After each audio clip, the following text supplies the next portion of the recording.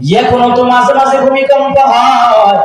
যেই ভূমিকম্প হওয়ার পর আসমান থাকলো, জমিন থাকলো, সবকিছু থাকলো, বিল্ডিং সবকিছু থাকলো, কিন্তু আমি আল্লাহ পাক সূরা জিলজালের মধ্যে সেই ভূমিকম্পের কথা আল্লাহ পাক বলেছি, এটা তো এমন একটা ভূমিকম্প হবে রে, সেই ভূমিকম্প হওয়ার পরে আসমান ধ্বংস হয়ে যাবে, পৃথিবী ধ্বংস হয়ে যাবে, সব কিছু ধ্বংস হয়ে যাবে, এরপরে কিয়ামত সংঘটিত হয়ে যাবে।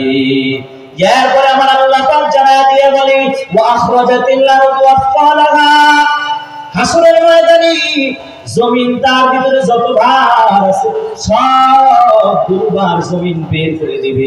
এই জমিনের ভার বলতে ভালো করে বোঝার চেষ্টা করেন, মুফাসসিরিন কেরামরা বলছেন জমিনের ভার করে বের করে দিবে মানে, আর ভাই ভালো করে আগে বোঝার চেষ্টা করবেন, ছোট বাচ্চা দুধ পান করে কিনা, মায়ের দুধ পান করার পর ছোট বাচ্চা বমি করে দেয় কি দেয় না? জমিন ও হাসরের ময়দানে এমন করে একটা বমি করে দিবে, এই জমিনের ভিতরে যত গুপ্তধন আছে, যত ধরনের স্বর্ণ আছে, যত ধরনের গুপ্তধন আছে, সব কিছু জমিন ওই দিন সব কিছু জমিন মাধ্যমে সূরাটা জানায় দিলেন। আল্লাহ পাক তখন সূরাতুল জিলজালটা অবতীর্ণ করেছে। এই সূরাটাকে সূরাতুল জালজালাও বলা হয়, মানে ভূমিকম্পের সূরা। আবার এই সূরাটাকে সূরাতুল জামিআও বলা হয়। কি বলা হয়? সূরাতুল জামিআ। সূরাতুল জামিআ কেন বলা হয়? আবু দাউদ শরীফের 1329 নম্বর হাদিসে আল্লাহর নবীর একটা হাদিস, আল্লাহর নবীর কাছে একজন সাহাবী এসে বলছে, নবী হে, আমাকে কিছু সূরা শিক্ষা দেন। কি দেন? আমাকে কিছু সূরা শিখায়া দেন। তখন নবী বলছে, কুরআনুল কারীমের মধ্যে যে জায়গায় আছে আলিফ লাম র এমন তিনটা সূরা তুমি মুখস্থ করো, তুমি পড়ো।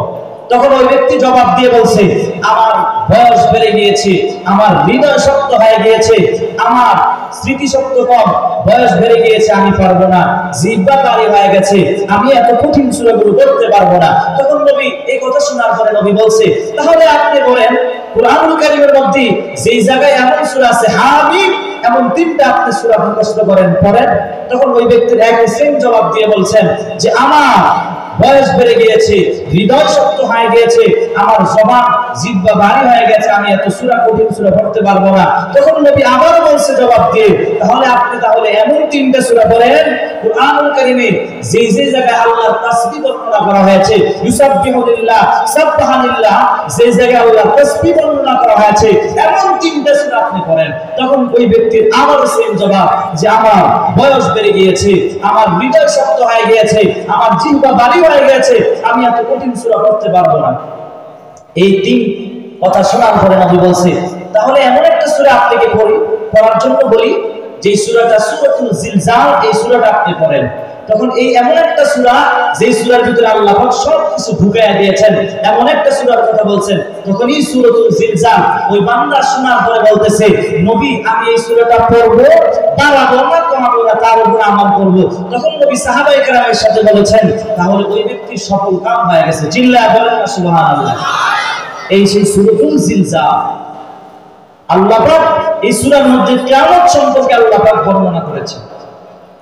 আর লা তাকুমু সাআতু ইল্লা আলা শিরারিল খালক, কিয়ামত সংঘটিত হবে না, তবে নিকৃষ্ট মানুষের উপরে কিয়ামত সংঘটিত হয়ে যাবে। কিন্তু আজকে মানুষ ভয় পায় না। এই যে আল্লাহর এত আযাব আর গজব আসতেছে, কেন আসতেছে? নিজের কৃতকর্ম, নিজেদের আজকে অশ্লীলতা, বেহায়াপনা সমাজে বেড়ে গিয়েছে, ঠিক কিনা?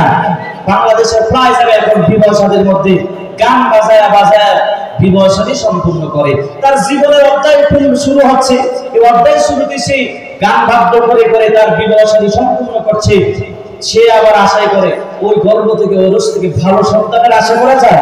আপনার দাম্পত্য জীবন শুরু করার আগে আপনি গুনাহ দ্বারা আপনি শুরু করলেন, আপনি ভালো সন্তানের আশা কিভাবে করেন?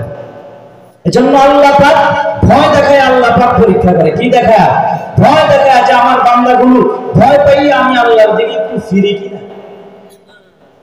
আল্লাহ পাক সূরা জিলজালের মধ্যে বলেছেন, যখন পৃথিবীর মধ্যে, জমিনের মধ্যে চূড়ান্ত পর্যায়ের একটা ভূমিকম্প হয়ে যাবে, যেদিন একটা জাকারি আল্লাহ পাক দিবে, এটা তো এমন একটা জাকারি, যেই জাকারি দেওয়ার পরে আসমান, জমিন, পৃথিবী সব ধ্বংস হয়ে যাবে, কিয়ামত সংঘটিত হয়ে যাবে। আল্লাহ পাক জানায় দিয়া বলে, এখনো তো মাঝে মাঝে ভূমিকম্প হয়, যেই ভূমিকম্প হওয়ার পর আসমান থাকলো, জমিন থাকলো, সবকিছু থাকলো, বিল্ডিং সবকিছু থাকলো, কিন্তু আমি আল্লাহ পাক সূরা জিলজালের মধ্যে সেই ভূমিকম্পের কথা আল্লাহ পাক বলেছে, এটা তো এমন একটা ভূমিকম্প হবে রে, সেই ভূমিকম্প হওয়ার পরে আসমান ধ্বংস হয়ে যাবে, পৃথিবী ধ্বংস হয়ে যাবে, সব কিছু ধ্বংস হয়ে যাবে, এরপরে কিয়ামত সংঘটিত হয়ে যাবে।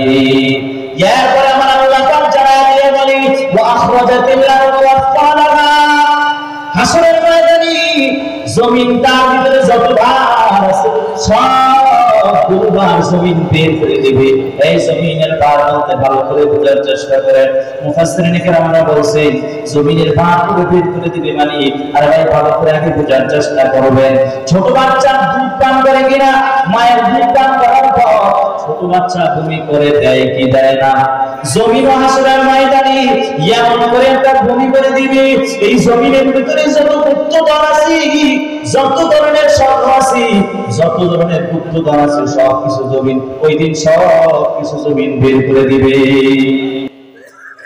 এখন স্ত্রী সাহেবারা স্বামীর কাছে বিভিন্ন সময় আবদার করি, স্বামী রে আমার একটা ভালো কানের জিনিস কিনে দাও, আমার একটা নেকলেস কিনে দাও, যে নেকলেস আর কানের জিনিসের জন্য এত পরিমাণ গন্ডগোল আর এত পরিমাণ ভেজাল। আল্লাহ পাক বলি ওই হাসরের ময়দানে আল্লাহ পাক ওয়া আখরাজাতিল আরদু আসফালাহা, জমিনের ভিতরে যত ধনভাণ্ডার আছে সব ধনভাণ্ডার ওই দিন জমিন সব কিছু বের করে দিবে। ওয়া আখরাজাতিল আরদু আসফালাহা ওয়া ক্বালাল ইনসানু মা লাহা, ওই দিন মানুষ বলবে জমিনের কি হলো রে, ওয়া ক্বালাল ইনসানু মা লাহা, জমিনের কি হলো, ওয়া ক্বালাল ইনসানু মা লাহা ইয়াউমাইদিন তুহাদ্দিসু আখবারাহা, সেই দিন জমিনের ভিতরে যত বৃত্তান্ত ঘটায়ছেন জমিন সব ঘটনা আমার আল্লাহর কাছে খুলে খুলে বর্ণনা করে দিবে। মানুষ তো বিশ্বাস করতেই চায় না, জমিন আল্লাহর কাছে কথা বলবি, পাহাড় আল্লাহর কাছে কথা বলবি, আপনার হাত পা অঙ্গ কতগুলো সব কিছু আমার আল্লাহর কাছে নালিশ দিবেন কি দিবেন না বাবা। ইয়াউমাইদিন তুহাদ্দিসু আখবারাহা, সেই দিন জমিনের ভিতরে যত বৃত্তান্ত ঘটায়ছি সব কিছু আমার আল্লাহর কাছে বর্ণনা করে দিবে। জমিনের কোন জায়গায় দাঁড়ায়া আকাম করেছো, জমিনের কোন জায়গায় দাঁড়ায়া দাঁড়ায়া প্রস্রাব করেছো, জমিনের কোন জায়গায় দাঁড়ায়া দাঁড়ায়া আরেকজনের ব্যাপারে সমালোচনা করেছো, জমিনের কোন জায়গায় দাঁড়ায়া সুদের কাজ কারবার করেছো, সেই দিন জমিন আমার আল্লাহর কাছে সব কিছু খুলে বর্ণনা করে দিবে। ইয়াউমাইদিন তুহাদ্দিসু আখবারাহা বিআন্না রাব্বাকা আওহা লাহা, জমিনকে আল্লাহ পাক ওহীর মাধ্যমে জানায় দিবি, আর জমিন সব কিছু মানুষের সামনে আল্লাহ পাকের ওই হাসরের ময়দানে জমিন সব কিছু খুলে খুলে বর্ণনা করে দিবি। ইয়াউমা বিআন্না রাব্বাকা ওয়াহালাহা ইয়াউমাইদি ইয়াসদুরুন নাসু আশতাতান লিউরাউ আ'মালাহুম, সেই দিন মানুষগুলো দলে দলে ভাগ হয়ে যাবে। এখনো তো কত মানুষ ভাগ হয়নি, কেউ আমলি করে, কেউ বিএনপি করে, কেউ জাতীয় পার্টি করে, এক একজন এক এক দল করে, কি করে না। ওই দিন হাসরের ময়দানে মানুষগুলো ভাগ হয়ে যাবে। কেন ভাগ হবে? লিউরাউ আ'মালাহুম, তাদের আমলনামা দেখার জন্য এরা সিরিয়ালে সিরিয়ালে যেতে থাকবে। কেন যাওয়ার জন্য যাবে? লিউরাউ আ'মালাহুম, আল্লাহ পাক সামনে আয়াতে জানায় দিয়া বলে ফামান ইয়া'মাল মিসকালা যাররাতিন খায়রান ইয়ারা, আল্লাহ পাক জানায় দিয়া বলে বান্দাই যদি যারা পরিমাণও যদি ভালো আমল করো আমার আল্লাহ পাক সেদিন সেটা দেখায় দিবেন। এরপরে আমার আল্লাহ পাক জানায় দেয়া বলে ওয়া মান ইয়া'মাল মিসকালা যাররাতিন শাররান ইয়ারা, যদি যারা পরিমাণ যদি গুনাহ করো সেটাও আমার আল্লাহ পাক দেখায় দিবে। ঠিক কিনা জোরে বলেন। বান্দা তুমি যারা পরিমাণ নেক আমল করেছো আল্লাহ পাক সেটাও দেখায় দিবি, যারা পরিমাণ গুনাহ করেছো আল্লাহ পাক সেটাও দেখায় দিবি। অনেকে চিন্তা করি যদি চতুর্পাশের দেওয়াল দিয়ে যদি আমি ভিতরে উল্টা পাল্টা করি, খারাপ কাজ করি, আমার আল্লাহ মনে হয় দেখেন না। না রে বান্দা না, আল্লাহ পাক জানায় দিয়া বলে অন্ধকারের মধ্যে যখন পিপিলিকা চলে রে তার পায়ের নড়াচড়াটাও পর্যন্ত আমি আল্লাহ দেখতে পাই। ঠিক কিনা? এজন্য বান্দা যদি গুনাহ করো আর ভিতরে ঢুকাও আমার আল্লাহ বলে দেখে না, এটা তোমার ভুল ধারণা। আল্লাহ পাক সব জায়গায় বিদ্যমান আছে, আমার আল্লাহ পাক সব দেখতে পায় কি পায় না। এজন্য বান্দার ভিতরে আল্লাহর ভয় ঢুকানো দরকার আছে না নাই? আল্লাহ পাক জানায় দিয়া বলি, ইয়া আইয়ুহাল্লাযীনা আমানুত্তাকুল্লাহ। আল্লাহ পাক জানায় দিয়া বলে, বান্দাহি আমি আল্লাহকে ভয় করো, আমি আল্লাহকে ভয় করো। ভিন্ন এক আয়াতে আল্লাহ জানায় দিয়া বলে, আল্লাহকে ভয় করার মতো ভয় করার জন্য আল্লাহ পাক বলেন। আপনারা এটা জবাব দিয়ে বলেন, আল্লাহ কি দয়ালু না কি ভয়ঙ্কর? আল্লাহ যদি দয়ালু হয়, আল্লাহ পাক কোরআনে বারবার কেন বলি, ইয়া আইয়ুহাল্লাযীনা আমানুত্তাকুল্লাহ। দয়ালুকে মানুষ তো ভয় পায় না, আল্লাহ পাক কেন বারবার বলি, ইয়া আইয়ুহাল্লাযীনা আমানুত্তাকুল্লাহ, আমি আল্লাহকে ভয় করো। কিন্তু আল্লাহ পাক বলে, বান্দাকে আমি আল্লাহ দয়ালু ঠিক আছে, তবে শুইনা নাও আমি আল্লাহর আযাব বড় ভয়ঙ্কর, আমি আল্লাহর গজব বড় ভয়ঙ্কর। তাকায় দেখ কত সেকেন্ড মাত্র ভূমিকম্প হলো রে, কত জায়গায় মানুষ দুনিয়া থেকে বিদায় হয়ে গেল, কেউ আবার তার অফিস থেকে দৌড় দিয়ে বের হয়ে গেল। কত কাণ্ড আপনারা সোশ্যাল মিডিয়ায় দেখছেন কি দেখছেন না বাবা? দেখছেন নি কি পরিমাণ ভূমিকম্প আল্লাহ পাক সামান্য সময়ের জন্য দিলেন।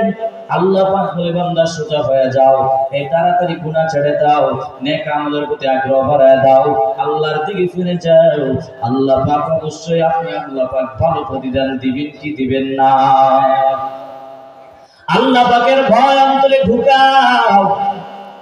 একটু তাকায় দেখেন বাবা, আল্লাহ পাক বারবার বলছে আল্লাহকে ভয় করার জন্য।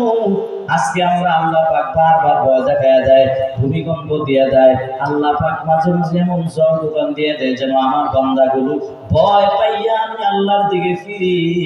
কিন্তু আল্লাহর ভয় দেখানোর পরও আল্লাহর বান্দা আল্লাহর দিকে ফিরতে চায় না, বরং কত মানুষ ভয় পাইয়া আল্লাহর রাস্তা থেকে বিমুখ হয়ে যায়, ঠিক কিনা?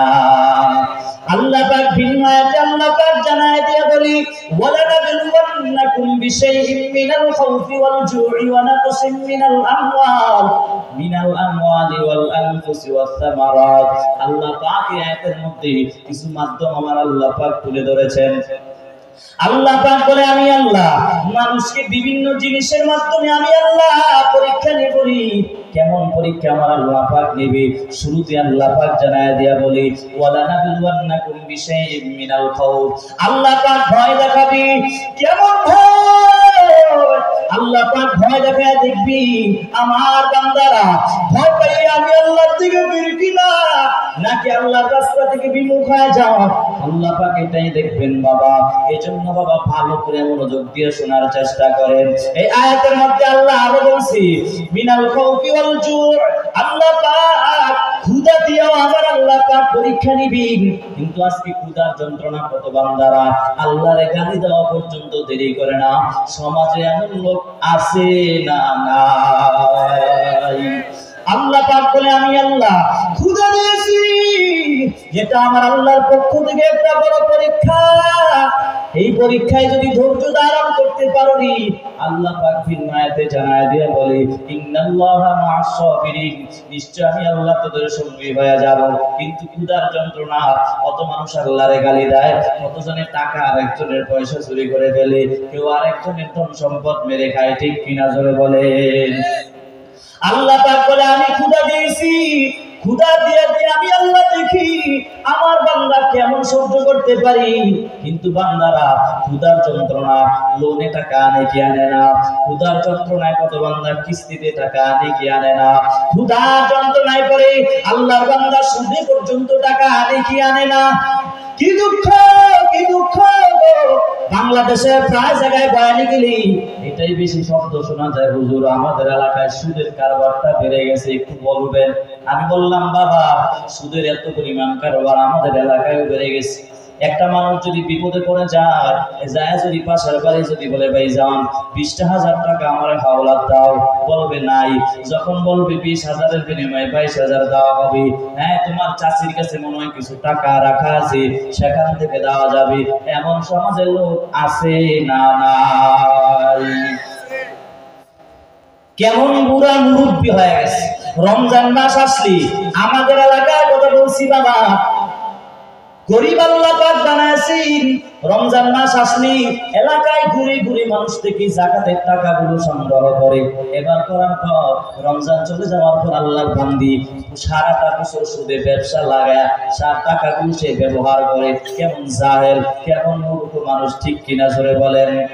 অথচ আল্লাহ পাক জানায় দিয়ে বলি, ভালো করিয়া শুনেন, আল্লাহর নবী হাদিসের মধ্যে জানায় দেয়, কেউ যদি এক টাকা সুদ খাও, আপন মায়ের সাথে 36 বার জিনা করলে সেই পরিমাণ গুনাহ হয়, আমার আল্লাহ তাআলা আমলনামায় সেই পরিমাণ গুনাহ দিয়ে দেয়। বলেন না নাউযুবিল্লাহ। আমার মায়ার নবী আরো বলছি, আরেকটা রাওয়ায়াতের মধ্যে নবী জানায় দেন, কেউ যদি 1 টাকা মাত্র সুদ খায়, আপন মায়ের সাথে 70 বার জিনা করলে সেই পরিমাণ গুনাহ হয় রে, আল্লাহ তাআলা আমলনামায় সেই পরিমাণ গুনাহ দিয়ে দেয়। বলেন না নাউযুবিল্লাহ।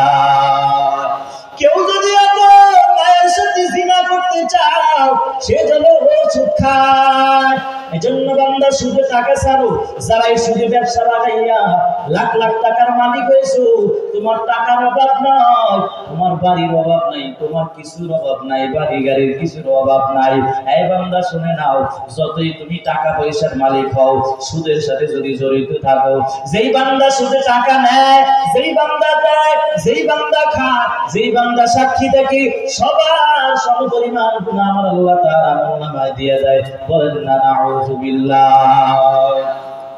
সুদের টাকার নাম লিখে রে ভাই, 40 বার যদি তুমি বাইতুল্লাহ জিয়ারতে যাও, তোমার একবারের জিয়ারত আল্লাহ পাক কবুল করবে না।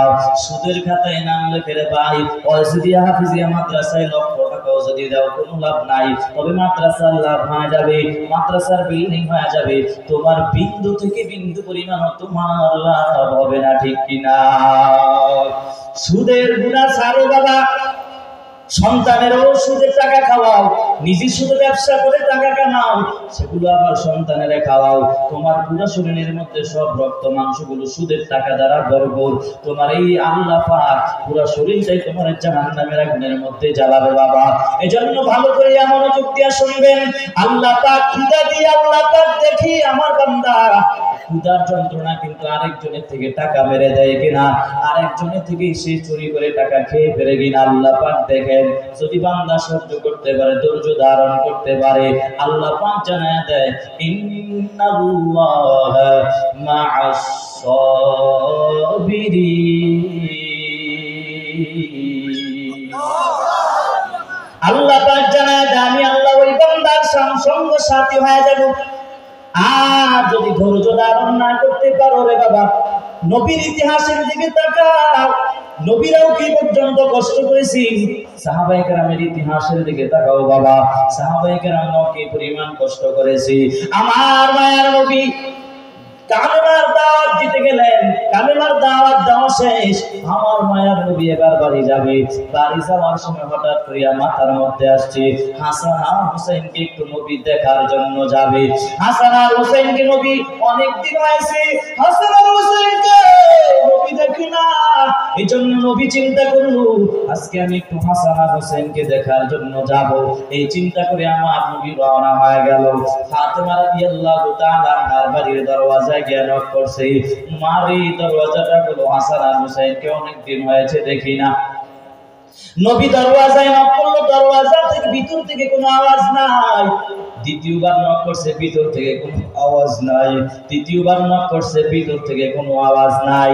নবী ডাক দিয়ে বলেন, মা এমন কি অন্যায় করেছি, আজকে তুমি দরওয়াজা খোলো না? ভিতর থেকে ফাতেমা রাদিয়াল্লাহু তাআলা আনহা আওয়াজ দিয়ে বলে, আব্বা জান, আপনি একজন শ্রেষ্ঠ নবী, আপনি একজন ইনসাফগার নবী, কোশ্চিনকালেও আপনি কোনো অপরাধ করতে পারেন না, কেন দরওয়াজা খোলো না রে মা? বলতেছে, নবী গো আব্বা জান, আমার পরনে এমন একটা ভালো কাপড় নাই আপনার সামনে দাঁড়াবো, আমার পরনে ভালো একটা বস্ত্র নাই আপনার সামনে দাঁড়াবো। নবী বলে, রে ফাতেমা, দরওয়াজার পাশে দিয়ে একটা জায়গা আছে, আমি এই জায়গা দিয়ে তোমারই আমার চাদর মোবারক থেকে একটা অংশ তোমারে দিয়ে দিই, সেটা পরিধান করে আমার সামনে দাঁড়াও। নবী চাদর মোবারকটা দিয়ে দিলেন। চাদর মোবারকটা পেঁচাইয়া ফাতেমা রাদিয়াল্লাহু তাআলা আনহা দরওয়াজাটা খুলেছে। দরওয়াজা খোলার পর আমার মায়ার নবী সালাম দিয়ে ভিতরে প্রবেশ করেছি। সালাম দিয়ে ভিতরে ঢোকা মাত্রই আমার মায়ার নবী ফাতেমা রাদিয়াল্লাহু তাআলা চেহারার দিকে তাকাইয়া দেখি ফাতেমার চেহারাটা শুকিয়ে গেছে, চোখগুলো ভিতরে ঢুকে গেছে। নবী বলতেছেন, ফাতেমা তুমি কতদিন পর্যন্ত খাবার খাও না, কতদিন পর্যন্ত খাবার না খাওয়ার কারণে তোমার চেহারাটা শুকিয়ে গেছে? ফাতেমা বলে, আব্বা জান, আপনার কলিজার টুকরা হাসান আর হোসেন আজকে 3 দিন খাবার না পাইয়া আমার কাছে খাবার চাইছি, আমি খাবার দিতে পারি নাই। আমি যদি আরো 3 দিনও না খাই আমার কোনো আফসোস নাই। আপনার কলিজার টুকরা হাসান আর হোসেন আমার বুকের ধন, আজকে 3 দিন পর্যন্ত মায়ের কাছে খাবার চাইলো, খাবার দিতে পারি না। বাবা দুনিয়ার দিকে একটু তাকাও, কোন মা যদি কোন সন্তানকে, কোন সন্তান মায়ের কাছে খাবার চাওয়ার পর কোন মা যদি সন্তানকে 3 দিন পর্যন্ত খাবার না দিতে পারে, ওই মা কলিজায় কষ্ট লাগে কি লাগে না বাবা? ফাতেমা বলে, নবী গো আমার কি পরিমাণ কষ্ট, আজকে 3 দিন পর্যন্ত। ফাতেমা রাদিয়াল্লাহু তাআলা কান্না করে বলতেছে, নবী গো আজকে 3 দিন পর্যন্ত আমার এত পরিমাণ কষ্ট, আমার আপনার নাতি আমার কলিজার ধন, আমার কলিজার টুকরা হাসান আর হুসাইন 3 দিন খাবার না পাইয়া বারবার আমার কাছে খাবার চাইলো, আমি খাবার দিতে পারি না। এখন খাবারের জন্য চুলার মধ্যে পানি বসাইছি, হাসান আর হুসাইন মনে করছে মনে হয় রান্না বসাইছি। এই খুশিতে দুনো ভাই আনন্দ করতে করতে এক পর্যায়ে ঘুমায় গেছে। এদিক দিয়ে নবীর কণ্ঠের আওয়াজ পাইয়া হাসান আর হুসাইন ঘুম থেকে জাগ্রত হইয়া একটা দৌড় দিয়েছি, দৌড় দিয়া নবীর গলায় গলায় দিয়ে বলে, নানা গো এতদিন পরে আপনি কোত্থেকে আসলেন? নবী গো আজকে আপনার কাছে একটা বিচার দিতে চাই। নানা চান বলতেছে, নাতি রে এমন কি বিচার দিতে চাও বলো, কি দুই ভাই এমন দ্বন্দ্ব করেছে আজকে বিচার দিতে চাও? হাসান আর হুসাইন বলে, নবী গো আজকে দুই ভাই কোনো দ্বন্দ্ব না, আজকে এমন একটা বিচার আপনার কাছে দিতে চাই, আমরা বাদী হইয়া আসামিকে আসামির বাবার কাছে বিচার দিতে চাই। নবী বলছে, বলো এমন কি বিচার? হাসান আর হুসাইন বলেন, নানা জান আগে আপনি বলেন বিচারটা আপনি করতে পারবেন কিনা? নবী বলেন, হাসান আর হুসাইন আমি তো একজন শ্রেষ্ঠ নবী, ইনসাফগার নবী, আমি মা, আমি কারো নাতি দেখবো না, কারো মেয়ে দেখবো না, যেটা সঠিক বিচার আমি সেটা করে দেব। এবার হাসান আর হুসাইন বলেন, নানা গো আজকে 3 দিন পর্যন্ত হাসান আর হুসাইন তাদের পেট থেকে কাপড়টা সরায়া নবীকে বলে, নবী গো আমাদের পেটের দিকে তাকাইয়া দেখি আজকে 3 দিন পর্যন্ত মায়ের কাছে খাবার চেয়েছি, আমাদেরকে 3 দিন পর্যন্ত কোনো খাবার দেয় না। নানা জান এবার বলে, হাসান ও হুসাইন আমি বিচার করতে পারবো না। এই কথা বলা মাত্র হাসান আর হুসাইন বলে বুঝতে পেরেছে আপনার মেয়ে হওয়ার কারণে আপনি বিচার করতে পারবেন না। নবী বলেন, না না নাতি ভালো করিয়া শোন। নবী এবার পেট থেকে কাপড়টা সরাইয়া নবী এবার নাতিকে ডাক দিয়ে বলে, হাসান ও হুসাইন তাকা দেখ, আমি নবী আজকে 7 দিন পর্যন্ত খাবার না পাইয়া পেটের ভিতরে 7টা পাথর বেঁধে আজকে আসলাম। 7 দিন যে ব্যক্তি খাবার পায় না, ওই ব্যক্তি 3 দিন যারা পায় না তার বিচার কেমনে করবে, ঠিক কিনা? নবীর চোখের পানি ছেড়ে কান্না করি, ফাতেমা রাদিয়াল্লাহু তাআলা আনহা চোখের পানি ছেড়ে কান্না করতেছি। দেখেন বাবা নবীরা পর্যন্ত, নবী যদি আল্লাহর কাছে বলতেন আল্লাহ আমারে খাবার দেন, নবী অবশ্যই খাবার দিতেন কি দিতেন না? আল্লাহ পাক নবীরে খাবার দিতেন কি দিতেন না? কিন্তু এরপর নবীরা দিনের পর দিন না খাইয়া পেটের ভিতরে পাথর বেঁধে বেঁধে দিনটাকে কায়েম করে গেছেন কিনা বাবা? কিন্তু আপনার আমি আজকে আল্লাহ পাক একটু দারিদ্রতা দিলে, একটু আল্লাহ পাক ক্ষুধা দিলে কেন আমরা হারামের দিকে ঢুকবো, ঠিক কিনা জোরে বলে? এজন্য আল্লাহ পাক বলে, আমি আল্লাহ ক্ষুধা দিয়া যে পরীক্ষা করি বান্দা, লাইন সুত হইও না, ধৈর্য ধারণ করো। নবীর মাধ্যমে আল্লাহ পাক আরো জানায়া দিলেন, হে দুনিয়ার গরীব বড় লোকের বাড়ি গেলে দেখে আফসোস করিও না, আমি আল্লাহ নবীর মাধ্যমে জানায়া দিলাম বড় লোকের 500 বছর আগে গরীবেরা আল্লাহর জান্নাতে চলে যাবে। সুবহানাল্লাহর আওয়াজ এত আস্তে কেন? আরেকটু জোরে বলা যায় না সুবহানাল্লাহ? আজকের এত সুন্দর আয়োজন এই যে আবিদিয়া মাদ্রাসা এত সুন্দর একটা আয়োজন কেন সাজাইলেন? সব কথার মুখ কথা, সবার উদ্দেশ্য কিন্তু একটাই, আপনাদের 5 বেলার নামাজ যেন জামাতের সাথে আদায় হয়, ঠিক কিনা জোরে বলে? সবাই যেন নামাজি হয়ে যান, এই কারণে উদ্দেশ্য এই মাহফিলটা দেওয়া হয়েছে, ঠিক কিনা জোরে বলেন? আল্লাহ পাক জানায় দিয়ে বলে, বান্দা আমি আল্লাহ ভয় দিয়েও পরীক্ষা করি, আমি আল্লাহ ভূমিকম্প দিয়েও পরীক্ষা করি, বান্দা আমি আল্লাহর দিকে ফিরো। আল্লাহ বারবার সতর্ক দিয়ে আল্লাহ পাক জানায় দেয়, বান্দারে আমার দিকে ফির, আমার দিকে ফির। আমি আল্লাহর দিকে যদি ফিরে যাও, একবার যদি আল্লাহ বলে ডাক দাও, আমি আল্লাহ এত পরিমাণ খুশি হয়ে যাই রে, বান্দা তোর কি লাগবে বলো, বান্দা তোমার কি লাগবে বলো, ঠিক কিনা? কিন্তু আজকে আমরা নেক আমল বাদ দিয়েছি, নেক আমলের প্রতি আমাদের কোনো আগ্রহ নাই, ঠিক কিনা জোরে বলেন? অথচ বান্দা আল্লাহ পাক এই দুনিয়ার মধ্যে আমার আল্লাহ পাক 29 নম্বর পারা 2 নম্বর আয়াতে সূরা মুলকের 2 নম্বর আয়াতে আল্লাহ পাক জানায় দেয়া বলে, আল্লাযী খালাকাল মাউতা ওয়াল হায়াতা লিয়াবলুয়াকুম আইয়ুকুম আহসানু আমালা। আল্লাহ পাক জানায় দিয়ে বলে, আল্লাহ পাক বলে, আমি আল্লাহ হায়াত কেন দিছি? ভালো করে শুনে নাও। আল্লাহ পাক বলে, আমি তো হায়াত দিলাম, মত দিলাম, জীবন দিলাম, কেন দিলাম? লিয়াবলুয়াকুম, আমি আল্লাহ তোদের থেকে পরীক্ষা নেব। কিসের পরীক্ষা নেবেন আল্লাহ পাক? আল্লাহ পাক জানায় দিয়ে বলে, লিয়াবলুয়াকুম আইয়ুকুম আহসানু আমালা। আল্লাহ পাক বলে, আমি আল্লাহ এই পরীক্ষাটা নেব কে কত সুন্দর আমল করতে পারো। আল্লাহ পাক এই জায়গায় কিন্তু বলে নাই আকসারু আমালা, কে কত সুন্দর আমল করতে পারে, আল্লাহ এটা বলছে নাকি? আল্লাহ পাক তো এটা বলে নাই, আল্লাহ পাক বলেছে কে কত সুন্দর আমল করতে পারো, ঠিক কিনা? আজকে তোমার আমার আমল নয়, কি আমল করি পুরো জিন্দেগিতে? বদ আমল আর বদ আমল। আল্লাহ পাক জানায় দিয়ে বলে, এই আমলটা এমন একটা দামি শব্দ বাবা। আমলটা হলো 2 প্রকার, একটা হলো নেক আমল আর একটা হলো বদ আমল। নেক আমল হলো নামাজ, রোজা, হজ, যাকাত, এগুলো হলো নেক আমল। আর বদ আমল হলো সগীরা কবিরা প্রকাশ্যে গোপনে যত গুনাহ আছে এগুলো হলো বদ আমল। এই বদ আমল আবার 2 প্রকার, একটা হলো ফাহশা আর একটা হলো মুনকার। আপনারা এই জবাব দিবেন বাবা, গালি দেওয়া কি সওয়াব নাকি গুনাহ? জোরে বলেন, গালি দেওয়া সওয়াব না গুনাহ? সমস্ত বিবেক বলবে গালি দেওয়া ভালো না। কোরআন বলে গালি দেওয়া হারাম, হাদিস বলে গালি দেওয়া হারাম। সবাই কেউ গালি দিতে চাইবে না বাবা, এরপরও মানুষ কেন গালি দেয়?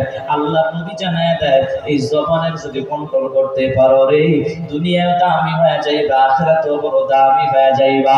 আমার মায়ের নবী বলি, এই জবানের হেফাজত করো। এই জবান দ্বারা মানুষ আল্লাহরে গালি দেয়, আবার এই জবান দ্বারা মানুষ আল্লাহরে ডাক দেয়, কিনা জোরে বলেন? এই জবান দ্বারা কেউ আবার গীবত বলে কি বলে না? বলেনি? আপনাদের এলাকায় মনে হয় গীবতের আমলটা নাই, ঠিক কিনা জোরে বলেন? আমাদের এলাকায় দেখলাম বাবা, বুড়া মুরব্বি চাচার দাড়িগুলো পেকে গেছে, একটা চায়ের অর্ডার দেয়, একটা বিড়ির অর্ডার দিয়ে থুতনির আগার মধ্যে লাগায়া, অমুক বাড়ির মানুষ ভালো না, অমুক বাড়ির এইজন ভালো না, অমুক বাড়ির এই তো ভালো না। সমাজে এমন পাবলিক আছে না?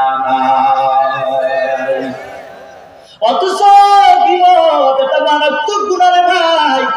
আমার মায়ার নবী হাদিসে বলেন, আল-গীবাতু আশাদ্দু মিনাজ জিনা, জিনার চাইতে মারাত্মক একটা গুনাহ হলো আরেকজনের ব্যাপারে সমালোচনা করা, আরেকজনের ব্যাপারে গীবত বলা। হক হলো 2 প্রকার, একটা হলো আল্লাহর হক, আরেকটা হলো বান্দার হক। আল্লাহর হক হলো নামাজ, রোজা, হজ, যাকাত, এগুলো হলো আল্লাহর হক। আর বান্দার হক হলো কি? সেটার মধ্যে একটাও আছে, বান্দার হকের মধ্যে আরেকজনের ব্যাপারে যে গীবত বলে, এটাও বান্দার হক। যতদিন পর্যন্ত যেই মানুষের ব্যাপারে গীবত বলছো, ওই মানুষের কাছে গিয়া যদি মাফ না চাও, আল্লাহ পাক বলে আমি আল্লাহ থেকে মাফ করতে পারি না। কারণ এটা গীবত আর বলা, এটাও বান্দার একটা হক। যেই বান্দার ব্যাপারে গীবত বলেছো, ওই বান্দার কাছে গিয়ে যদি মাফ না চাও, আমি আল্লাহ তোমার মাফ দিব না, ঠিক কিনা জোরে বলে? এজন্য ভাই, গীবত এখন এত পরিমাণ বেড়ে গেছে, দোকানে পারে বসলি আরেকজনের সমালোচনা, মা বোনেরাও এত পরিমাণ গীবত গায়। আমি দেখলাম পুরুষের থেকে মহিলারা আরো বেশি গীবত গায়। দেখবেন বাড়ির পাশের বাড়ির বেরিয়ে একজন আরেকজনের বাসায় আসলে অমুক বাড়ির এই সমস্যা, অমুকের বউর এই সমস্যা, ওর কাজের মধ্যে এই সমস্যা, ঠিক কিনা জোরে বলেন? এমন সমাজে মহিলা আছে না নাই? অথচ আমার নবী বলেছি, আপন মরা ভাইয়ের যদি গোশত খেতে চাও তাহলে আরেকজনের ব্যাপারে গীবত বলো। যেই বান্দার ব্যাপারে গীবত বলেছো ওই বান্দা যতদিন পর্যন্ত তোমারে মাফ না করবে আমার আল্লাহ মাফ করবেন না। এবং তোমার আমলনামায় ওই বান্দার যত গুনাহ আছে আল্লাহ পাক তোমার আমলনামায় সব গুনাহ আমার আল্লাহ দিয়া দেয়। বলেন না নাউযুবিল্লাহ। গীবতে আজকে মানুষ এত পরিবার ব্যস্ত কিনা, ঠিক কিনা জোরে বলেন? আল্লাহ নবী জানায় দেয় জবানের হেফাজত করো, জবানের যদি কন্ট্রোল করতে পারো রে, আমার মায়া নবী জানায় দেয় দুটো জিনিসের যদি হেফাজত করতে পারো আমি নবী ঘোষণা দিয়ে দিলাম তোকে জান্নাতে নেওয়ার জন্য আমি নবী জিম্মাদারি নিয়ে নিলাম। নবী জানাচ্ছি দুটো জিনিসের যদি হেফাজত করতে পারি আমার নবী জানা দেয় তোকে জান্নাতে নেওয়ার জন্য আমি নবী দায়িত্ব নিয়ে নিলাম। এক নম্বর হলো দুই ঠোঁটের মাঝখানের জিহ্বার যদি হেফাজত করতে পারো, দুই রানের মাঝখানের লজ্জাস্থানের যদি হেফাজত করতে পারো রে, আমার নবী জানা দেয় যারা এই দুটো জিনিসের হেফাজত করবি আমি নবী তাকে জান্নাতে নেওয়ার জন্য জিম্মাদারি নিয়ে নিলাম। সুবহানাল্লাহর আওয়াজ নাই? আপনারা মনে বেজার নবীর এই কথাটা আপনারা বেজার নাকি? নবী বলছে দুটো জিনিসের যদি হেফাজত করতে পারো আমি নবী ঘোষণা দিয়ে দিলাম তোকে জান্নাতে নেওয়ার জন্য আমি নবী দায়িত্ব নিয়ে নিলাম। কিন্তু আজকে জবানের হেফাজত নাই। একজনে শুধু আরেকজনের ব্যাপারে বিপদ বলে কি বলে না? আল্লাহ নবী জানায়াছি কন্ট্রোল করো, জবানটাকে কন্ট্রোল করো, দুনিয়ায় দামি হয়ে যাইবেন, আখিরাতেও বড় আল্লাহ পাক দামি বানায় দেবে, ঠিক কিনা? নেক আমল কি করেন বাবা? পুরো জিন্দেগির দিকে যদি তাকাও শুধু বদ আমল দ্বারা ভরপুর, ঠিক কিনা জোরে বলেন?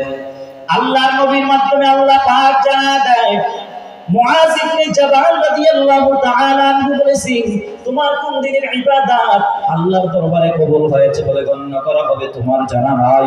তোমার কোন দিনের সিজদা আল্লাহর দরবারে কবুল হয়েছে বলে গণ্য করা হবে তোমার জানা নাই।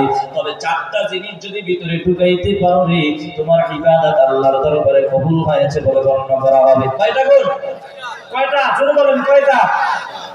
মুআজ ইবনে জাবাল রাদিয়াল্লাহু তাআলা আনহু বলেছেন তোমার কোন দিনের ইবাদত আল্লাহর দরবারে কবুল হয়েছে বলে গণ্য করা হবে তোমার জানা আছে?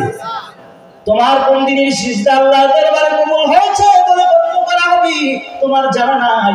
মুআজ ইবনে জাবাল রাদিয়াল্লাহু তাআলা আনহু বলেছে চারটা গুণ যদি ভিতরে ঢুকাইতে পারো তোমার ইবাদত আল্লাহর দরবারে কবুল হয়েছে বলে গণ্য করা হবে। এক নম্বর হলো ইলম। কি? এক নম্বর হলো ইলম। বড় দামি একটা সম্পদ। এই ইলম আল্লাহ পাক সবাইকে দেয় না। আল্লাহ পাক যাকে ভালোবাসি, যাকে পছন্দ করি আল্লাহ পাক তাকে ইলম দান করে দেন। নবী বিভিন্ন হাদিসের মধ্যে জানায় দেয় মাইয়ুরিদিল্লাহু বিহি খায়রান ইউফাক্কিহু ফিদ্দীন। আল্লাহ পাক যার কল্যাণ চায় তাকে দ্বীনের সহি বুঝাবার আল্লাহ পাক দিয়ে দেয়, ঠিক কিনা? এক নম্বর হলো ইলম। এই ইলম বড় দামি একটা সম্পদ। এই ইলম আল্লাহ পাক সবাইকে দেয় না। আল্লাহ পাক যাকে ভালোবাসি, যাকে পছন্দ করেন আমার আল্লাহ পাক তাকে ইলমটা দিয়ে দেয়। এই ইলমের জন্য আমার মায়ার নবী কি পরিমাণ কষ্ট করেছেন। আল্লাহ পাক জিবরাইল আমিনের মাধ্যমে নবীর উপরে এই কোরআনটাকে অবতীর্ণ করেছেন। জিবরাইল আমিন আয়েশা নবীর বুকের সাথে এইভাবে চাপ দিয়ে বলেছে নবী গড় করেন। নবী বলছে আমি পড়তে জানি না। দ্বিতীয়বার আবার চাপ দিয়েছি নবী গো পড়েন। নবী বলছে আমি পড়তে জানি না। তৃতীয়বারে যখন চাপ দেওয়ার আগে বলছে পড়েন প্রভুর নামে, তখন আমার মায়ার নবী একসাথে 5 আয়াত তেলাওয়াত করলেন। চিল্লায়া পড়েন না সুবহানাল্লাহ। যেই সূরাটা সর্বপ্রথম অবতীর্ণ হয়েছে, যেই সূরাটার নাম হলো সূরাতুল আলাক, ইকরা বিসমি রাব্বিকাল্লাযী খালাক, নবী একসাথে 5 আয়াত তেলাওয়াত করে ফেললেন। অথচ নবী প্রথমবারে বলার পরে বলছে আমি পড়তে জানি না, দ্বিতীয়বারে বলছে নবী বলছে আমি পড়তে জানি না। যখন এই বলা হলো প্রভুর নামে বড় আমার মায়ার নবী একসাথে 5 আয়াত তেলাওয়াত করলো। চিল্লায় পড়েন না সুবহানাল্লাহ। মুফাসসিরিনে কেরামরা বলি কি পরিমাণ কষ্ট হয়েছে আমার নবীর, এত পরিমাণ কষ্ট হয়েছে। মুফাসসিরিনে কেরামরা বলি নবীর জ্বর পর্যন্ত চলে আসছে, চেহারাটা পর্যন্ত লাল হয়ে গেছে। এত পরিমাণ কষ্টের পরে আমার মায়ার নবীর উপরে জিবরাইল আমিন আয়েশা মাঝে মাঝে প্রয়োজন অনুপাতে লৌহে মাহফুজ থেকে রাহমাতুল লিল আলামিনের উপরে কোরআনকে অবতীর্ণ করেছেন, ঠিক কি না?